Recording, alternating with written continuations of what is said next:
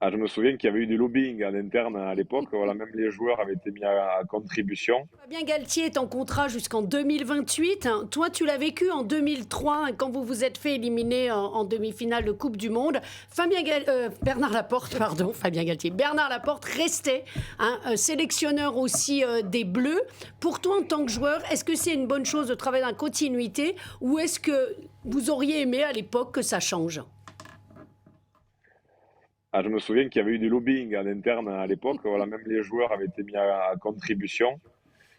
Ben, forcément, après les joueurs, il y en a, ils vont être pour, il y en a, ils vont être contre, hein. Ceux qui jouent et qui sont installés, forcément, ils sont contents, donc ils vont prendre le parti de Fabien. Et je pense que d'autres joueurs qui sont plus en sélection ou qui jouent moins ou qui s'entendent moins le coach, ils aimeraient que ça change.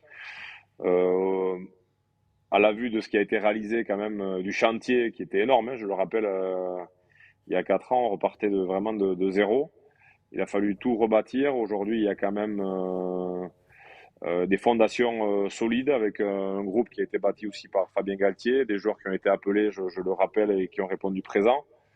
Les résultats sont là. Il faut pas tout jeter à la poubelle. Il va y avoir aussi une évolution puisqu'il y a des membres du staff aussi qui vont changer. Donc avoir cette équipe ou en tout cas ce nouveau staff pour le prochain tournoi.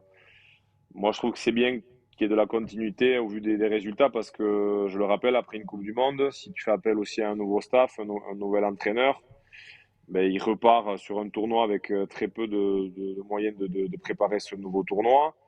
Il est un peu expérimental. Derrière, il y a une tournée. Donc, finalement, tu mets quand même 6 8 mois à rentrer dans ton rôle. Et la Coupe du Monde derrière, elle arrive aussi assez vite. Ça avait été l'avantage de Fabien aussi, qui avait intégré la Coupe du Monde en 2019, qui avait pu voir un peu les joueurs évoluer. Et il avait déjà son équipe en tête, à savoir les joueurs qu'il voulait garder et les joueurs qu'il voulait plus garder pour repartir sur le tournoi. Donc, il avait déjà 6 mois d'avance. Donc, ça permet aussi de gagner dans la temporalité de la construction du groupe. Mais il y aura aussi des choses forcément à faire évoluer par rapport au jeu et à la possession, comme, comme le disait. Qui parlait tout à l'heure? Pierre Berbizier. C'était Pierre, ouais, voilà. C'est Pierre qui disait que voilà, il parlait de dépossession et de possession. Il faudra trouver aussi le bon équilibre, c'est certain.